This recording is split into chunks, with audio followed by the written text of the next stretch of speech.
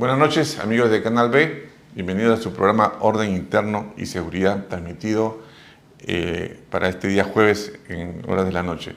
Nuestro programa de hoy se titula La Operación Chavín de Huántar 27 años después. Para los que no conocen esta parte de la historia, un 22 de abril de 1997, equipos de comandos de la Marina de Guerra del Perú y del Ejército Peruano ingresaron a la residencia del embajador de Japón con una misión de rescatar a rehenes que estaban en cautiverio por una organización terrorista denominada Tupac Amaru, una operación conocida a nivel internacional y que ha quedado grabada en la historia del Perú.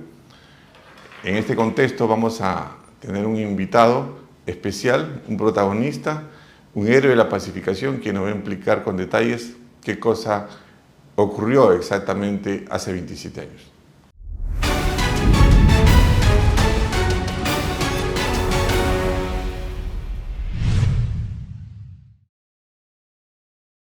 El día de hoy tenemos un invitado especial, al contraalmirante Carlos Tello Aliaga, héroe de la pacificación, a quien le damos la bienvenida. Muchas gracias, José, por la invitación y darme la oportunidad de conversar por este hecho histórico, ¿no? No, muchas gracias acá por acompañarnos. Contraalmirante, usted es un héroe de la pacificación, usted es parte de la Marina de Guerra del Perú, usted es infante marina, Así es, ¿no? Comando infante marina. Explíquenos usted, actualmente, ¿quién es el contraalmirante Tello? Para que nuestros jóvenes y nuestro público de Canal B sepan quién es. Bueno, yo soy un almirante en situación de retiro, ¿no? Actualmente me dedico a la seguridad, a todos los temas de seguridad corporativa, principalmente tecnología, aplicación de tecnología en seguridad para abaratar costos, que todo el mundo cuida ahora el dinero, los presupuestos, y buscar eficiencia, ¿no? Mezclar todo lo que es los procesos propios de los clientes con tecnología, complementándolo con seguridad física, ¿no? Ese es el core business en el cual yo me desarrollo como un oficial en retiro, ¿no? Y paralelamente, como ustedes también, participando sin pertenecer a ningún partido político en política, haciendo de conocimiento parte de la historia que nosotros hemos escrito y que a nuestra generación de militares y policías nos costó mucho y nos sigue costando aún las vidas. El día de ayer falleció un oficial de mar, Foes, sí, exactamente. Es una pena. Porque esta guerra no ha acabado, ¿no? Es una guerra principalmente que está en la cabeza, como mismo bien lo dijo Abimael Guzmán en su momento, ¿no? No es una guerra que se combate por territorios, ¿no? Entonces, yo ya estoy en el retiro, pero igual sigo participando, motivando y participando principalmente en la batalla cultural para contar la historia real, no la historia que ellos han inventado. Dentro de la Marina, ¿cuál ha sido su trayectoria, almirante? Bueno, yo ingresé a la Marina como todo joven, pues para lo que ingresa a la Marina es los buques y navegar y conocer el mundo, conocer los puertos del Perú, ¿no? Pero cuando ingreso a la Marina, el país estaba en guerra, porque está en una guerra contra la delincuencia terrorista. Estamos hablando a partir de los años 80. 82, claro. Exacto. Yo me recibí en el año 82. Entonces, el día que me gradué, junto con mi espada, terminó la ceremonia y pasen y recogen su revólver, ¿no? El revólver, pero ¿para qué vamos a usar revólver? No es por su autoprotección. Claro. Porque estábamos en ese momento, como digo, en guerra con la delincuencia subversiva. Y los únicos que iban y participaban directamente en esta lucha contra la delincuencia terrorista eran los infantes de Marina. Claro. Entonces yo opté por ingresar a las filas de Infantería de Marina, porque realmente yo no sabía ni siquiera que existía la Infantería de Marina cuando en el año 78 ingresé a la Escuela Naval, ¿no? Y es así que me involucro en esta lucha contra la delincuencia terrorista. Y apenas me gradúo, pues soy enviado a la zona de emergencia y posteriormente pues participo en el primer rescate de rehenes del frontón, ¿no? Ya. Y pues ahí conozco la valía del personal de Marina y bueno, como es el tema humano, uno tiene temor a lo desconocido, uno lo acondiciona cuando lo preparan para el combate. Pero el combate real es bastante fuerte, bastante intenso y sobre todo para un muchacho joven de 23 años. ¿Qué recuerda, bueno, antes de terminar, qué unidades usted ha pasado por la Marina de Guerra y cuánto tiempo de servicio ha tenido? Bueno, Yo he servido aproximadamente 33 años en la Marina y mi principal desempeño ha sido en unidades antiterroristas, ¿no? Y unidades dedicadas al control de tráfico ilícito de droga. Mi carrera la pasé principalmente en estas unidades. ¿Cuál fue su participación? Acaba de mencionar que participó en la toma del Frontón. Sí, eso fue el año 1986. 86. ¿Cuál fue su participación ahí? Bueno, yo era jefe de un pelotón que se encargó de controlar el motín de los presos acusados por terrorismo en la isla penal de Frontón, ¿no? Y tenía solamente 6 meses de haberme calificado como infante de marina. Era infante de marina regular, todavía no había seguido ningún entrenamiento especial. Y fue pues una acción bastante dura, bastante cruda, y pues desde mis inicios en mi carrera naval supe lo que era perder un compañero y cómo era la crudeza de un combate, de un enfrentamiento, así ¿no? es. ¿Qué significa para usted ser infante de la Marina de Guerra del Perú? Internamente, después de todo este trajinar que ha tenido, ¿cuál es el significado de ese Bueno, infante? definitivamente un orgullo grande, ¿no? Porque la infantería de marina tiene una tradición guerrera desde su creación, ¿no?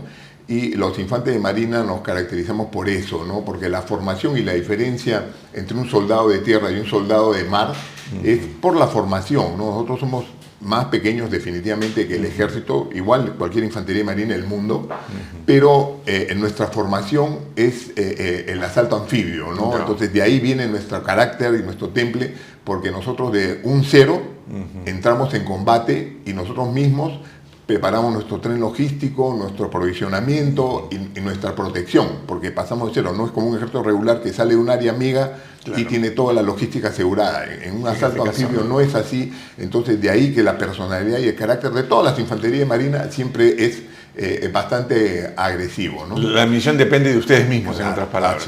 Así es. ¿Qué usted conformó una unidad especial de combate en la Marina de Guerra del Perú? Háblenos sobre eso, por favor. Bueno, a mediados de los años 80 comienza todo este proceso subversivo y el país no estaba preparado. No estaba preparado ni la Fuerza Armada ni la policía. Entonces, los que hemos vivido esa época, a inicios de esta incursión de los delincuentes terroristas en la ciudad, porque inicialmente se ubicaron en el campo, había un descontrol, porque comenzaban a detonar coches bomba, habían descontroladamente artefactos explosivos regados por todos lados y comenzaban los asesinatos selectivos. Entonces tomó un tiempo el acondicionar tanto a las Fuerzas Armadas, principalmente a la Policía Nacional, para poder tener capacidades y poder controlar este tipo de amenaza, ¿no? Entonces, todos nos organizamos, la policía comenzó a controlar ya con unidades de desactivación especializadas, sobre todo con asesoría de países con experiencia, y de igual manera las Fuerzas Armadas, dentro de su área de responsabilidad, comenzaron a organizarse para, independientemente de la policía, tener la capacidad de poder solucionar la responsabilidad que tenía, ¿no? Es ahí donde se crean se organiza, claro, la Marina se organiza y orienta los pocos medios, porque tenemos una crisis muy grande económica que había para la protección de los objetivos principales y la protección de nuestro propio personal. Entonces organizamos a personal personal naval, no infante, para comenzar a dar seguridad. Creamos un sistema de autoprotección, tenemos una central de monitoreo y de comunicaciones donde tenemos el control de todos los vehículos de la Marina y los lugares donde estaban estacionados para dar protección, y se creó una unidad para rescate de rehenes, que es la unidad especial de combate. Esa era la misión principal. Así es, ¿no? Efectuar operaciones especiales contra terroristas en área urbana, ¿no? Con el fin de controlar, tener control del área bajo la responsabilidad marina. Y a la Fuerza de Operaciones Especiales se le encargó todo el trabajo que era desactivación de bombas. Estamos hablando de los FOES. Así es. Exactamente. ¿No? Entonces, esta unidad se creó única y exclusivamente para guerra urbana y principalmente rescate de rehenes. La Marina se preparó en su momento entonces para... unidades similares se hicieron en el ejército y en la Fuerza Aérea. Inclusive los mismos instructores israelíes daban instrucción en el ejército, en la Fuerza Aérea y en la Marina, ¿no? En este caso en la Infantería Marina. A FOES también le dieron un curso y después recibimos entrenamiento con personal de las Fuerzas Especiales del Ejército Americano, los Green Beret, que dieron 3 niveles de entrenamiento, nivel básico, avanzado y sostenido para todo lo que era combate urbano, rescate de rehenes, ¿no? Eso entonces, es importante el entrenamiento. El Infante Medina, ¿qué entrenamiento recibe para, digamos, hacer esas operaciones arriesgadas que sabe dónde su vida va a estar en peligro, pero tiene que cumplir la misión? ¿Qué entrenamiento recibieron exactamente? Bueno, en el caso de los judíos, eran miembros de las fuerzas especiales de Israel, del Estado de Israel, pero fue una empresa privada la que vino a dar este trabajo y lógicamente era un negocio, ¿no? Entonces nos dieron el entrenamiento básico, muy bueno, del mejor nivel, pero era básico, ¿no? Yo recuerdo que entrábamos y probábamos en puertas y todas las puertas siempre están abiertas, ¿no? Yo le dije, oye, pero en caso de que las puertas estén cerradas, me decía, no, tú grande, tú golpeas. Sí, yo grande golpeo, pero el peruano promedio no es tan grande como yo, ¿no? No, ya, después te explico, ¿no? Después te explico. Pasó y acabó el curso y le dije, oye, y nunca me enseñaste cómo se abrían las puertas. El gancho para la segunda fase. No, eso es otro nivel, eso cuesta más, ¿no? Entonces, esa fue lo real. Pero en el caso de las fuerzas especiales de los Green Beret, del ejército americano, era diferente. Ellos venían a enseñarnos y a volcar toda su experiencia, ¿no? Mayormente teórica, porque los que más tienen experiencia eran en ese momento los judíos, ahora es diferente, ¿no? Pero no era el tema económico, sino el tema era la voluntad, ¿no? Y vinieron muchos latinos, no teníamos ningún problema de la comunicación y abiertos, ¿no? Yo desde joven me apasionaron los explosivos. Entonces, todo lo que practicábamos lo anotaba, lo escribía y así hicimos manuales, ¿no? Entonces, ponemos, por ejemplo, pues, a diferencia del judío... Es importante que esos fueron los inicios. Y nosotros nos preparamos para eso. Claro. Sí, ¿no? Entonces, a diferencia del judío, yo le decía, oye, el ladrillo está de soga, ¿no? O sea, está en esta posición. ¿Y qué pasa si el ladrillo está de cabeza? Porque hay construcciones que son así. Y ellos, con el mismo material nuestro, local, nos enseñaban a hacer las cargas más o menos aproximadas y nosotros hacíamos ya la carga que necesitábamos de acuerdo al material y la colocación, en este caso del ejemplo que he puesto del ladrillo. Entonces ellos ponían las columnas, poníamos la pared y la tumbábamos. Ya, si la pared es así, si el ladrillo es así, si es concreto, hacíamos una pared de concreto y la volábamos, ¿no? Quiere decir que toda esta situación se debió a un entrenamiento permanente, no solamente nacional, sino también que trajimos, digamos, elementos especializados del extranjero para poder combatir a las asociaciones terroristas, ¿no? Claro, ¿no? Y estar preparado, más que nada. Y por ejemplo, las puertas. Ya. Si la puerta es contraplacada, si la puerta es sólida, si la puerta tiene marcos, todo eso cambia y afecta al tema del explosivo. Es toda una técnica. Entonces, todo eso lo practicábamos y yo lo anotaba, ¿no? Entonces, ya sabíamos, y eso pasó en la residencia. La puerta es una puerta sólida, ya tenemos que tener tanta cantidad de explosivos para abrir la puerta. Que esto es así, la pared está en el ladrillo de cabeza, esta es la cantidad. Entonces, ahí es donde nosotros aprendemos. Y la previsión que tomó Marina es que era un grupo selecto de personas que trabajamos todos profesionales, éramos oficiales y personal subalterno que estaba a dedicación exclusiva a esto. Entonces su entrenamiento, manteníamos disparos, era bastante costoso porque nos fuimos bastante munición. Y esta unidad es la que se prepara 10 años antes y que logra participar en la operación Chavín de Huántan con todo ese expertise, ¿no? El 22 de abril del año 97, ya hace 27 años, se va a conmemorar, digamos, una situación de esta operación exitosa. Usted participó directamente en los hechos. ¿Por qué se llamó Chavín de Huántan la operación? Bueno, la verdad, la operación se llamaba Operación Nippon. Nippon. Ese es el Nippon, hijo de japonés. Sí. Ese era el nombre de la operación y la patrulla se primigeniamente. llamaba Sí.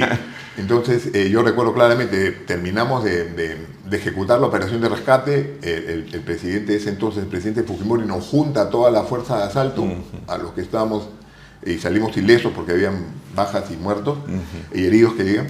Y él dice, y yo sabía que la operación Chavín de Huántan iba a ser un éxito.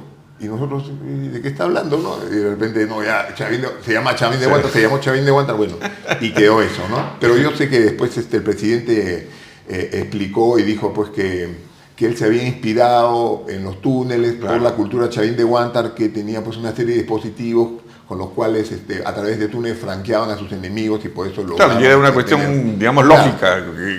La experiencia de Chavín de Huántar, que uno conoce las ruinas, que hay túneles, entonces yo creo que es justo porque la operación, creo que lo principal fue la sorpresa Claro, porque yo manifesté que lo que yo necesitaba era que mis explosivistas estén cerca del objetivo para colocar las cargas explosivas. Y esa era la única manera también. Claro, porque inicialmente era pues bordear el cerco de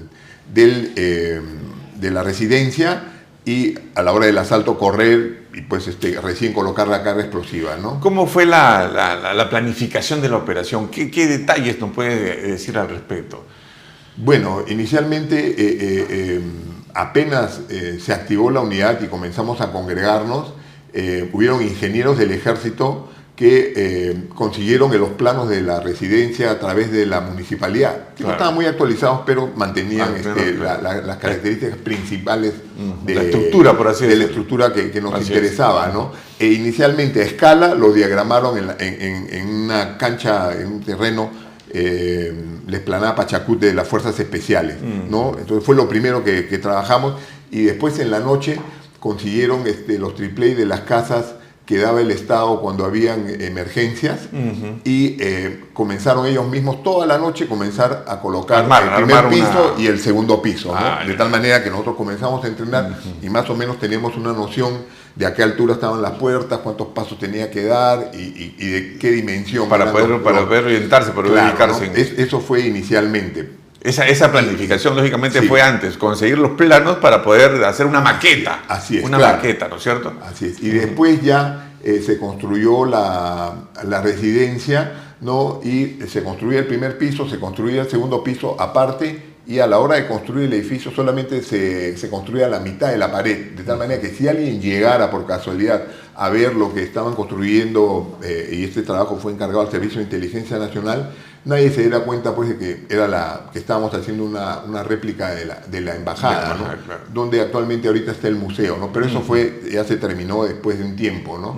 Pero es así. Entonces, conforme pasó el tiempo, se terminó de hacer el primer piso y se construyó encima el segundo piso a mitad de altura de la pared, para que, como vuelvo a repetir, alguien viera, no podría enlazar lo que estábamos viendo, ¿no? Porque se entraba al primer piso y se entraba al segundo piso, entonces ya se hacía todo simultáneamente como si iba a ejecutar, ¿no? Esa fue la manera como nosotros... Una operación tiene un antes, un durante y un después. El antes implicaba una planificación, digamos, del área, ¿no? Saber dónde se iba a ingresar, pero el entrenamiento, ¿cómo era?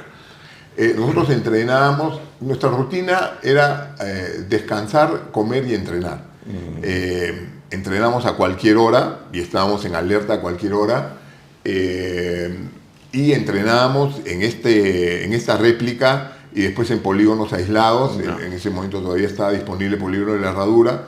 Entrenábamos ahí. Bueno, los explosivos también los practicamos en situaciones reales. 2 veces colocamos las cargas que colocamos finalmente en la residencia y se hizo los cálculos, se verificó que los cálculos estaban bien hechos, ¿no? Esa fue la forma como nosotros entrenábamos, ¿no? No es cualquier situación tampoco el hecho de poner explosivos. Eso hay que tener un cálculo, hay que conocer esta situación. Claro, porque en los principios del combate cercano y sobre todo de rescate de rehenes, el principal principio es, dar la redundancia, es la sorpresa, ¿no? La rapidez y la violencia controlada. Uno no dispara nunca en ráfago, son tiros selectivos, ¿no? Se emplea la técnica del tiro instintivo selectivo, la cual el combatiente, en base a su entrenamiento... Y eso lo trajeron los israelitas. Sí. Claro, yo me acuerdo mucho porque a nosotros también nos dieron un curso de protección de personalidades, y ese es el tiro que ellos manejan, ¿no? Claro, ¿no? Entonces la repetición hace de que el combatiente simplemente adopte una posición y ya no tiene que buscar los órganos de puntería, simplemente estira el brazo y ya tiene a donde está mirando, va a disparar y dispara de manera controlada, simplemente verifica este amigo o enemigo y dispara o no dispara, ¿no? Entonces,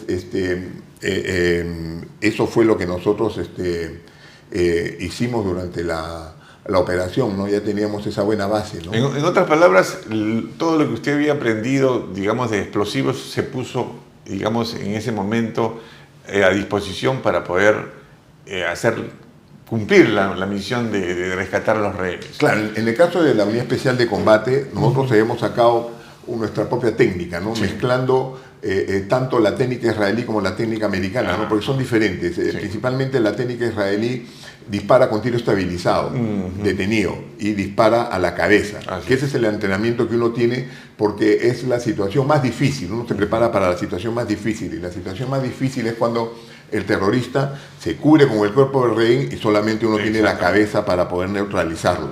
En el cambio, la técnica americana es el tiro dinámico. Ellos no disparan a la cabeza ni entrenan a la cabeza, sino a la botella. La cabeza, el cuello y la botella. Entonces, 3 tiros a cualquier espacio de estos neutraliza la amenaza. Esa es la principal diferencia, ¿no? Entonces, eso nosotros lo aplicamos, y el tema de los explosivos era igual. Los explosivos para los israelíes está más orientado a lo que es desactivar bombas, las trampas cuando uno está progresando, y en combate. Para los americanos más está orientado al abrir accesos para poder entrar por puertas, ventanas y paredes, ¿no? Entonces nosotros juntamos estas 2 técnicas y la empleamos en la residencia. Nosotros no abrimos puertas pateando puertas, sino con explosivos para neutralizar las trampas que podían haber colocado y que colocaron ellos, ¿no? Y qué bueno que usted le explique, porque se combinó 2 técnicas y sacó una técnica peruana, por así decirlo, en base a la experiencia que era necesario para poder utilizarla en esas circunstancias. Y esto no lo sabe mucha gente, ¿no? Sí, no lo sabe mucha gente, ni tampoco el entrenamiento que tuvieron, porque no se trata tampoco de poner 20 kilos, sino se trata de poner por ejemplo, la dosis, por así decirlo, la dosis necesaria para poder abrir una puerta. Claro, porque si uno, por asegurarse, coloca más explosivos, a la hora que abre un acceso, ya sea una puerta o una pared, si uno puso en exceso, simplemente va a recoger cadáveres, no va a salvar a nadie. Y qué importante pero es eso. si coloca menos explosivos, simplemente va a quedar marcado en la puerta o en la pared, y el terrorista lo que va a hacer va a comenzar a eliminar a los rehenes, porque ya sabe que van a venir a matarlos. Y lógicamente tendría que ser una acción conjunta, suceso tras suceso, para poder ingresar y para poder también preservar la vida de la gente que estaba adentro, ¿no? Claro. Era lo principal. El 22 de abril, a las 15:23, se empieza la operación con una fuerte detonación. Y todos fuimos testigos porque lo veíamos por la televisión, etcétera, etcétera, ¿no? Entonces, ¿cuál fue la participación exacta de los explosiveros de la Marina de Guerra del Perú? Nosotros entregábamos las patrullas, todas las patrullas, habían 2 infantes de marina por cada patrulla. Por cada patrulla, que estaban encargados, como dije, de ir adelante y ver que no hayan trampas, y asimismo para abrir los accesos, ya sea en la pared o en la puerta, según estaba dispuesto, y desactivar cualquier trampa que podría haber, ¿no? Por ejemplo, en la escalera principal nosotros sabíamos de que habían alambres de tropiezo y cargas explosivas que podían colocarlas ellos. Entonces el primer hombre que entra por esa escalera lo que hace es lanzar un garfio en plena balacera, lanza un garfio y lo jala para poder arrastrar cualquier alambre de tropiezo que habría, y activar las cargas de manera controlada, de tal manera que la fuerza podía ingresar, y eso se hacía. Era una misión importantísima eso, claro. ¿No? Igual, como se ve en televisión, colocar la carga en la puerta principal y abrir el acceso para poder ingresar, ¿no? Y después habíamos nosotros determinado una cierta cantidad de explosivos para el ambiente del primer piso, porque un poco para que tenga conocimiento la gente, el presidente Fujimori en su momento me llama a mí, que estaba encargado de los explosivos, y me dice pues que quiere una bomba que detone y que detone en el primer piso. Yo le dije, eso de ninguna manera, Leo, eso no es posible, porque en rescate de rehenes uno tiene que ver si es bueno o malo y dispara o no dispara.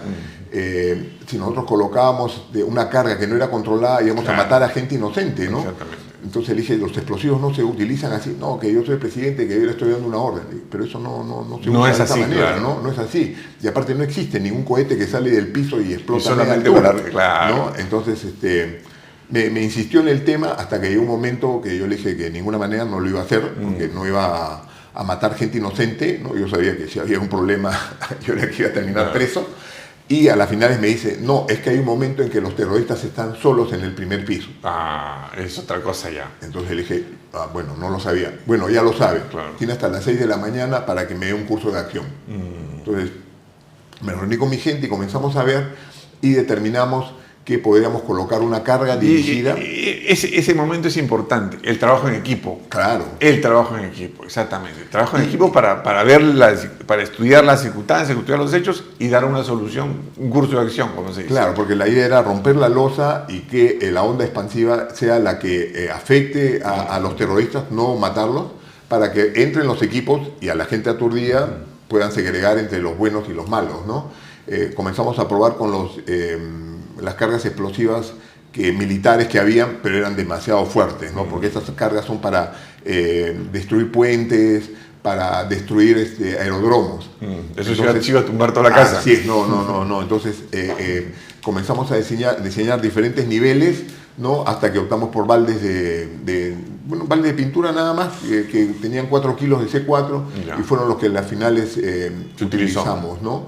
Y hay algo importante que no es de conocimiento público, que hubo una insistencia muy fuerte del presidente Fujimori en ese momento para asegurarse de poder golpear letalmente a la hora del asalto, claro, ¿no? Esta situación, a la hora que nuestros amigos de la República delatan la construcción de los túneles, creó y acrecentó la crisis en primera plana y aceleró la toma de la residencia y pudo haber sido de consecuencias fatales.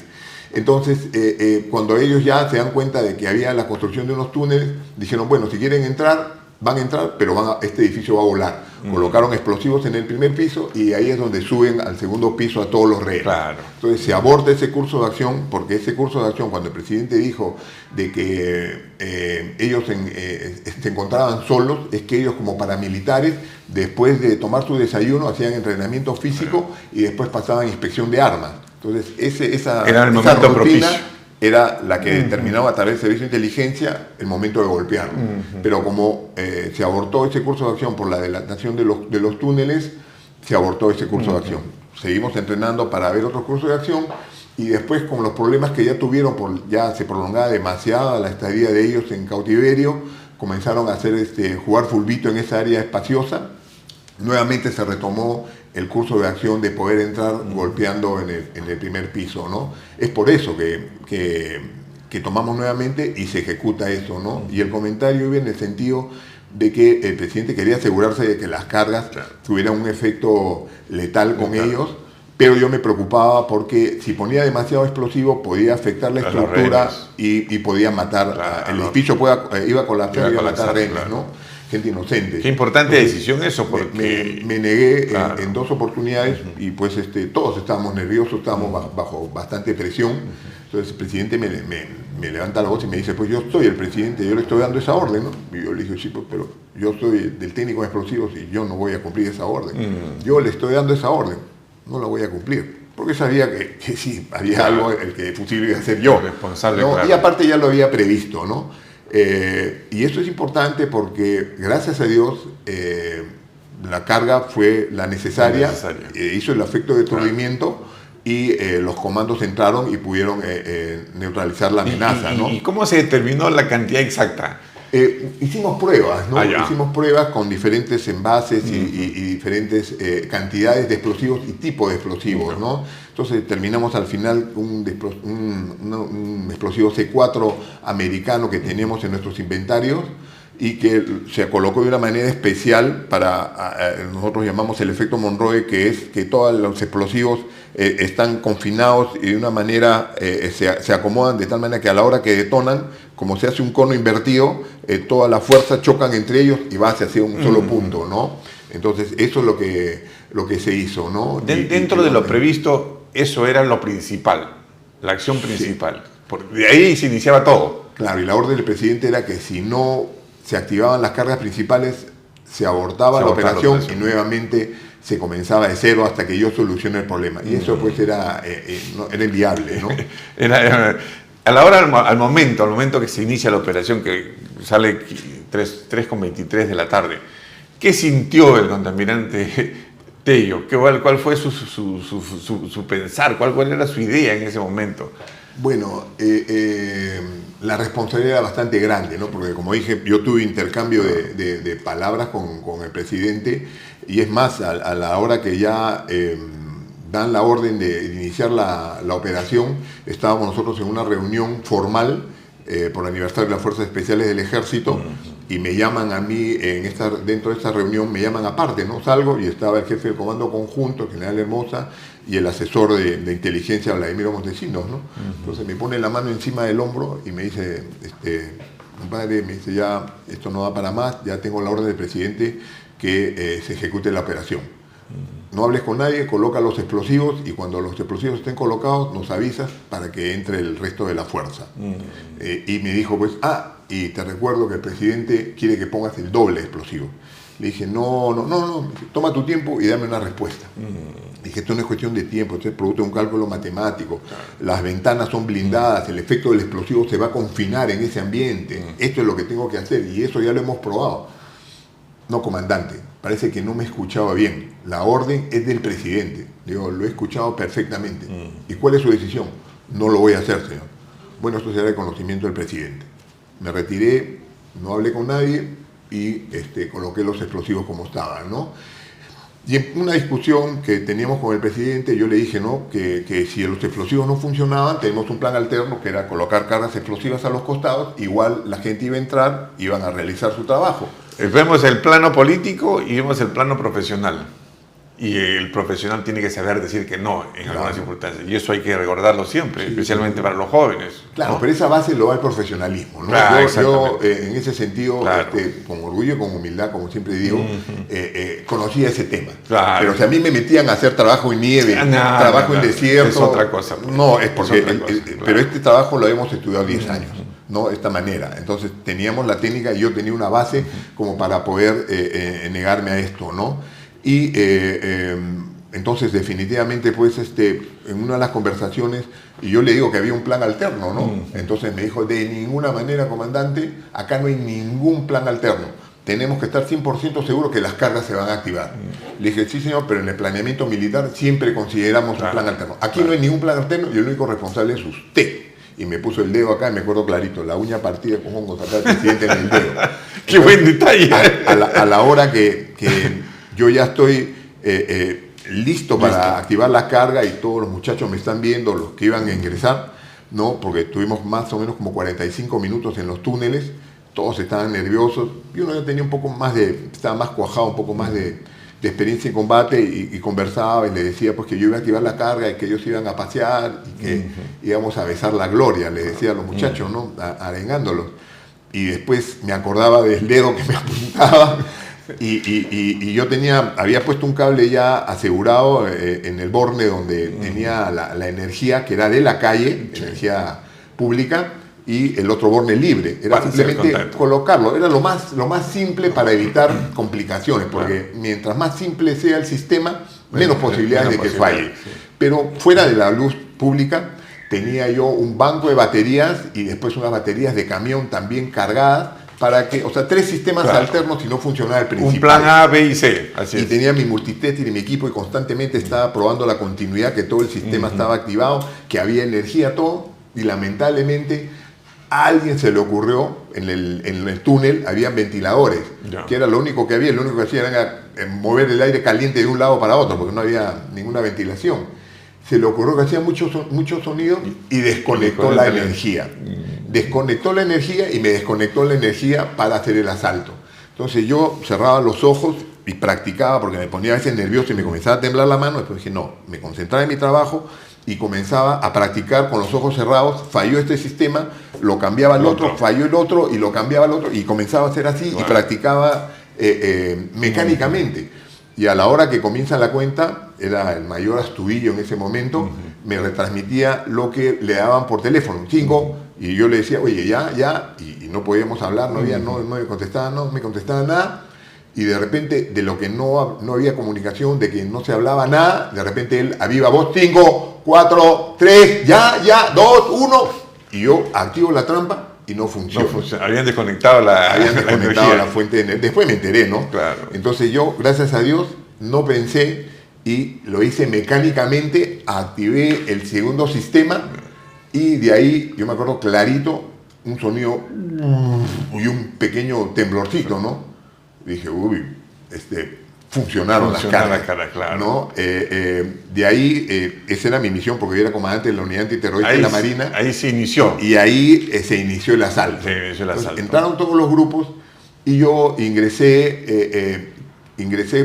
ingresar primeramente para ver si alguien necesitaba un apoyo y porque no tenía misión dentro de la residencia. A la hora que estoy subiendo, me cruzo con el canciller Tuviela, que estaba herido, y lo cojo y le doy primeros auxilios por espacio de 8 minutos, lo tengo todo grabado, y lo evacúan y de ahí ingreso, pero ya estaba controlado la residencia, habían unas trampas, unas cosas, y pues se detona una carga grande y ya se comienza el incendio a descontrolar y nos retiramos, ¿no? Pero qué importante esta versión que usted nos da, porque es el inicio. Sin esa situación, sin haber controlado la carga que se ponía, sin haber controlado los efectos que había podido suceder, la operación hubiera fallado. Sí. Ese era el inicio de la operación para que la gente actúe, las diferentes patrullas que cumplan su misión. Pero lo importante era, como decir, es el toque de puerta para que abran la puerta, ¿no? Claro. Qué interesante esta situación. ¿Qué significó para usted el fallecimiento de Valer y Jiménez? Bueno, en el caso de Jiménez era capitán, yo era capitán de fragata recién ascendido. Lo conocía a Raúl Jiménez, muchacho muy, muy, muy activo, muy simpático, pero tenía su grupo, ¿no? En el caso de Juan Valer, Juan Valer fue un gran amigo mío y yo agradezco a Dios haber tenido la oportunidad de ser amigo de un héroe. Era muy, muy extrovertido y hicimos química desde un comienzo y parábamos todo el día juntos. Tal es así de que él ingresa a la residencia con equipo de Marina. El armamento, los chalecos y bueno, las cosas que Marina nos compró, guantes, claro, equipos especiales adicionales. Y pues y con él yo todo el día paraba con él, ¿no? Porque éramos generacionales, sí, y éramos un poco los que motivábamos al grupo, ¿no? Y bueno, todas las noches pues inicialmente el asalto iba a ser al amanecer, ¿no? Teníamos que cruzar el muro perimétrico de la residencia, escondernos en la vegetación y de ahí hacer un asalto. Eso fue lo primero. Entonces siempre practicábamos la toma de la residencia al amanecer. Entonces nos pasábamos noches enteras tomando café y conversando sobre nuestras vidas. Hiciste una amistad ahí. Muy, muy, muy grande. Y pues y para mí fue un golpe muy fuerte cuando él falleció. No es más, cuando él fallece, los del ejército me dan el pésame a mí, porque sabían que era un amigo muy, muy, muy llegado, ¿no? A mí me afectó bastante la muerte de Juan Valer, ¿no? Ocurrió esta situación. En esos momentos, ¿usted sintió algún miedo, algún temor? ¿Qué es lo que se sintió en ese momento? Mire, el tema es, a diferencia de cuando yo participé en el frontón, sí, yo hice todo lo que hice, el movimiento, el traslado, me dispararon, rescaté a un compañero, me dispararon. Yo lo hacía instintivamente y de una manera descontrolada porque no tenía mayor entrenamiento y experiencia de combate, claro, ¿no? Entonces, la adrenalina y el tema pues de la tradición de la infantería marina es la que me obligó a mí a desempeñarme y vencer mis propios temores para cumplir con el legado que teníamos, ¿no? Esa es la manera como yo me desarrollé en el primer evento que tuve del frontón, pero posteriormente yo dije, ¿no? Porque pues definitivamente el lado humano de la guerra uno no está preparado, lo acondicionan, pero no está preparado, claro, para ver morir un compañero, ver cómo le disparan a uno y cómo muere la gente, claro, ¿no? Una cosa es ¿cómo se llama? La teoría. El acondicionamiento, y otra cosa es lo real. Uno claro, no sabe cómo va a reaccionar, ¿no? Hay gente que reacciona muy bien y son mediocres, pero a la hora del combate o son mejores o mantienen esa mediocridad, que también es bueno, claro, ¿no? O al revés, ¿no? Gente que es muy, muy temerosa y que a la hora del combate asume el liderazgo, o al revés, ¿no? Así es. Entonces, el primer combate es difícil, el segundo combate es el más difícil porque uno ya sabe, tiene experiencia, pero el claro, tercer combate ya es más difícil, es difícil, pero menos que el segundo. El cuarto combate es difícil, pero menos que el tercero, el quinto, y así sucesivamente, hasta que uno entiende de que uno va a morir el día que tenga que morir. Sí, pues, y el tema es, lo da el profesionalismo. Cuando uno sabe lo que hace, puede hablar con un político, puede hablar con el mismo jefe y hacerle entender las cosas. Y ¿no? saber decirle que no, porque yo soy el técnico, yo soy el profesional. Así es, ¿no? bueno. Pero eso lo da el entrenamiento y el conocimiento, ¿no? Así es. Entonces, en el tema de Chavín de Huántar, ya estaba con ese conocimiento, entonces lo que uno hace en estas situaciones, y eso ya le da la experiencia, es concentrarse en su trabajo. Y yo digo, ¿no? Con mucho respeto, lo digo jocosamente porque militares hablamos feo, claro. Yo le digo, olvídense de la patita de conejo, olvídense de la virgencita de Humay, olvídense de la foto de la amada, porque si ustedes van a pensar en su mujer y sus hijos, en la virgencita de Humay o la patita de conejo, se van a desconcentrar de su trabajo. Ustedes concéntrense en su trabajo y la resultante va a ser la que Dios decide. Ese es el tema. Con la experiencia de combate, Huallaga, Frontón y también Chavín de Huántar, ¿cuál fue la razón del éxito, entre comillas, de la operación Chavín de Huántar? Bueno, el éxito de la operación es un éxito de un grupo humano, que comienza por la decisión del presidente Fujimori y termina con el suboficial que cargaba el extintor y nos ayudó a hacer el amago inicial del incendio, pasando por nosotros que ejecutamos la operación de rescate. Si el suboficial que tenía el extintor no nos apoyaba con su trabajo o el presidente no tomaba la decisión de la operación militar, era una secuencia no íbamos a hacer nada, de actos que buscaban una misión. Y principalmente, y el ejemplo de las generaciones, este logro se debe primero a la decisión política, a nuestras Fuerzas Armadas y Policía Nacional, porque también participaron, ¿no? Y sobre todo a la unión, porque era el deseo de la población y de la Fuerza Armada. Este objetivo, y eso fue lo que logramos, ¿no? Y ese es el ejemplo de lo que logra el Perú cuando tanto sus Fuerzas Armadas como su Policía Nacional y la población tienen un objetivo común. Hace muchos años le hacen una entrevista y usted dice que el éxito, le digo claramente, menciona que en la entrevista que la felicidad no pudo ser completa. ¿A qué se refería con eso? Bueno, en el caso personal, porque perdí a mi gran amigo Juan Valer, ¿no? Porque terminó la operación y me retiran a mí a las pocas horas al puesto de comando y control donde estaba el presidente, estaba el asesor de inteligencia, el jefe del comando conjunto, los comandantes generales, y me comienzan a felicitar por el tema pues, de la detonación y el éxito que hizo toda la unidad, ¿no? Y yo estaba golpeado definitivamente porque éramos muy amigos con Juan Valer, como lo relaté brevemente. Entonces me proponen hacer un brindis, todo. Y dije, no puedo brindar porque la felicidad no es completa, ¿no? Falleció un amigo y pues me afectó bastante, ¿no? Entonces por eso es que yo siempre digo pues que esta felicidad no fue completa, fuera de los 14 emergentistas que fallecieron, que lamentablemente pues, fueron peruanos mal inducidos y que manipulados para pues morir de esa manera, ¿no? Desde el punto de vista de la familia, desde el punto de vista personal, uno siente en estas operaciones, uno piensa en su familia, uno piensa, ¿cómo fue tomado esto a nivel de la familia, a nivel como parte del entrenamiento que se hacía a diario, la operación, la importantísima misión que tenía? ¿Qué es lo que se sentía a nivel familiar? Bueno, normalmente, la vida de un militar mayormente la hace la esposa. Así es. ¿No? Si la esposa no lo apoya, el respaldo. Uno no va a ningún lado, así ¿no? Es. En mi caso, mi esposa entendió claramente que mi vocación era ser infante de marina y luchar por mi país que estaba en guerra, ¿no? Contra la delincuencia terrorista. Y vi un momento que yo iba a pasar al retiro, iba a pedir mi baja por temas personales, y a las finales ella se dio cuenta de que realmente mi vocación era ser infante de marina, ¿no?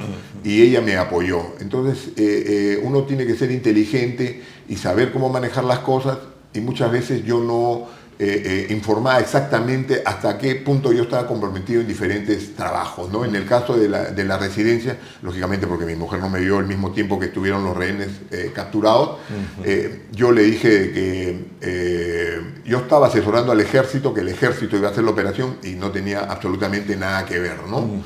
Hasta que ella se dio cuenta, ¿no? Pero sí fue muy difícil, porque mi esposa tampoco es tonta, Claro. ¿no? Y sí sabía de que me iba a involucrar directamente. Mi hijo tenía muy corta edad, tenía 10 años, ¿no? Entonces yo siempre le hablaba sutilmente y le decía que cuando yo no esté, él me representaba, que él era el hombre de la casa y tenía que ver por su mamá y su hermana, que era menor, ¿no? Entonces le decía, tú tienes que ver que las luces estén apagadas, que los caños estén cerrados, y después tienes que cuidar de tu mamá y de tu papá. Tú eres el hombre de la casa cuando tu papá no está. Estaba concientizando al... Claro, ¿no? Pero un poco orientándolo a cosas accesorias, pero mandándole el mensaje subliminal. Claro. Y yo le dije, ¿no? Si pasa cualquier cosa, tú tienes que estar tranquilo, tú me representas y tienes que controlar a tu mamá y a tu hermana. Y eso fue lo que pasó. Cuando hubo el asalto, mi esposa estaba muy nerviosa, estaba viendo por televisión, mi hija llorando, abrazando a la mamá, que a mi papá no le pase nada, ¿no?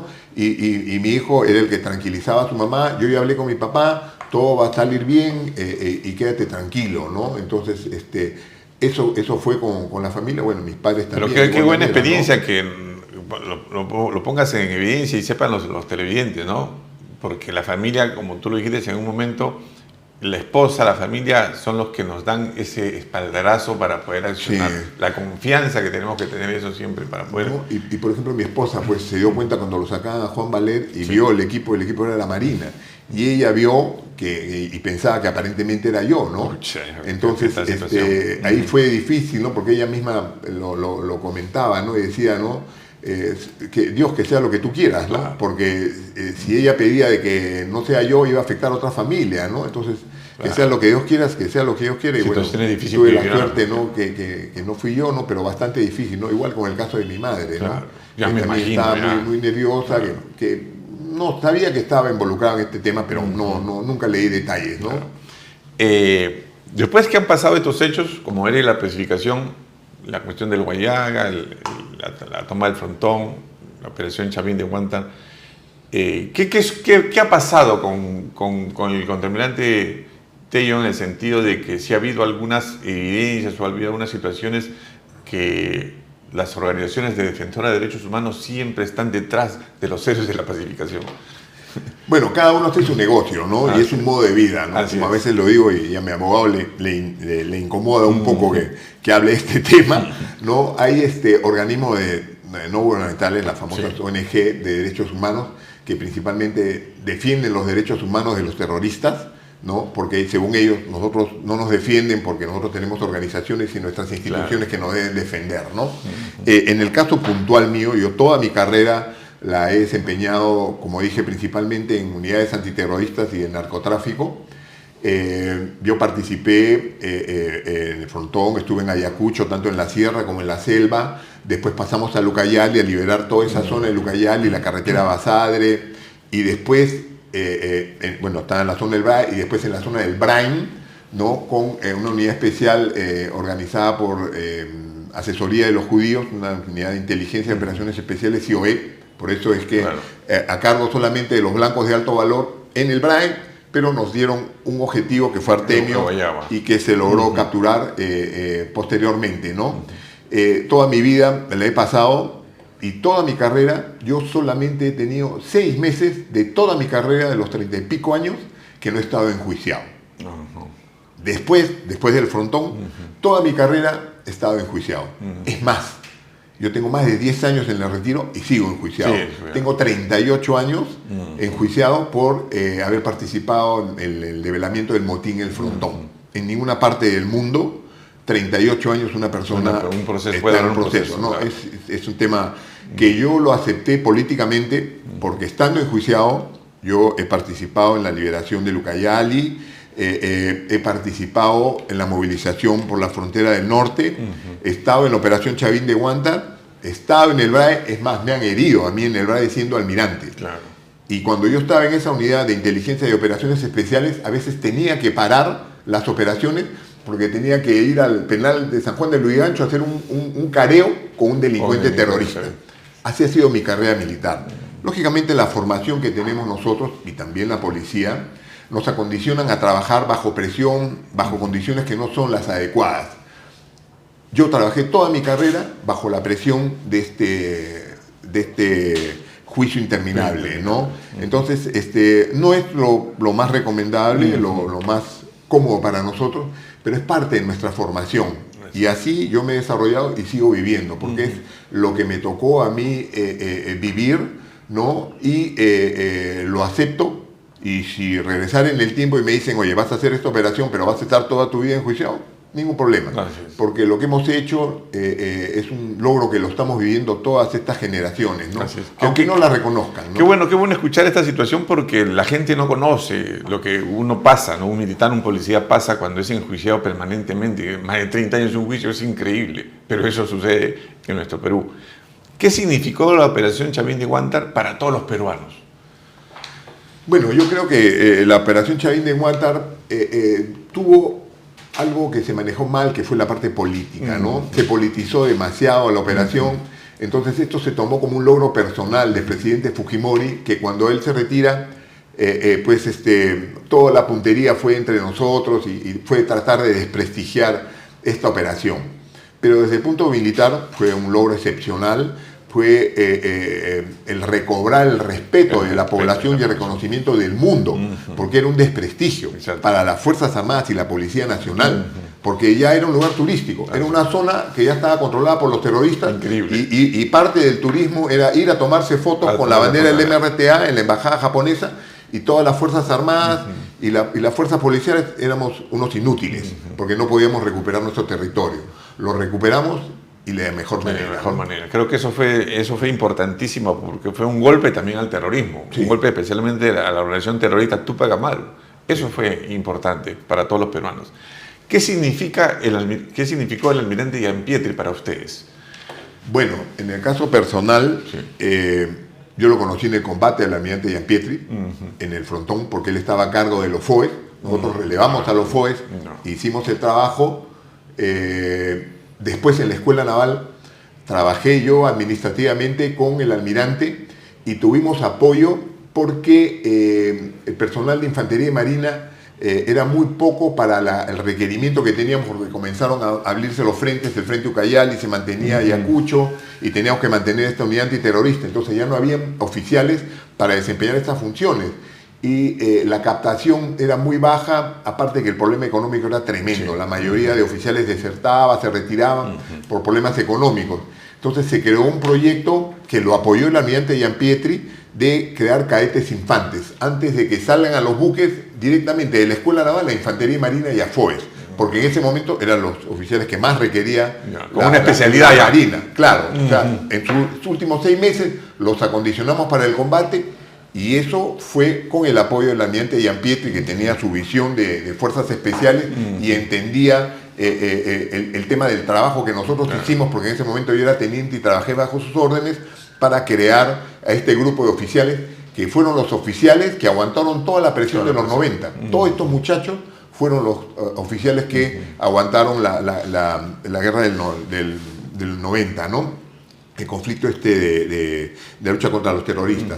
Entonces, este fue mi conocimiento del almirante Gianpietri y las vivencias que yo tuve en Marina, la relación que tuve con él. Y a la hora de comenzar a desarrollar el plan, logramos contactarnos con él, ¿no? Y él sabía de que esta unidad que había sido creada para este fin estaba ahí. ¿No? Entonces, él muy hábilmente comienza a darnos la información vital para la planificación que y era la información desde adentro, el rescate, y con él controlamos el momento del asalto, ¿no? Porque habían ciertos requerimientos para hacer el asalto. Información que tenían que salir al exterior para poder actuar. Así es, ¿no? Que Serpa y el árabe estén jugando el fulbito, que el 60% de los terroristas esté abajo, reunidos. Y después la puerta principal del balcón, que era una puerta blindada por donde íbamos a evacuar a la mayoría de los rehenes, esté abierta, porque esa llave la tenía el embajador.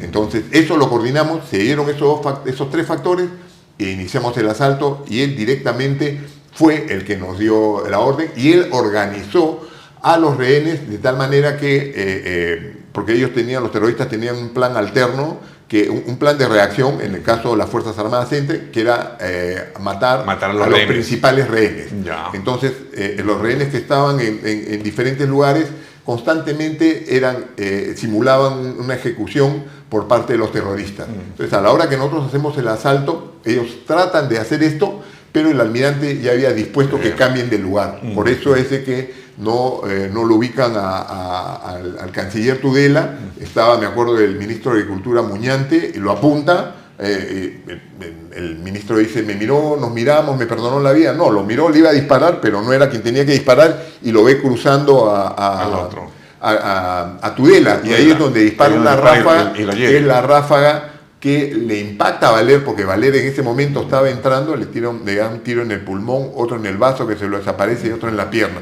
Y esa misma ráfaga es la que le da en la pantorrilla al canciller Tudela, ¿no? Y yo estaba subiendo y lo recibo a él, ¿no? Entonces, el trabajo del almirante Giampietri fue significativo, ¿no? Y bueno, principal para el logro del objetivo de los rescates, ¿no? Y yo me acuerdo que me crucé con él y yo pues siempre mis pesadillas era de que lo encontraba y lo encontraba muerto, ¿no?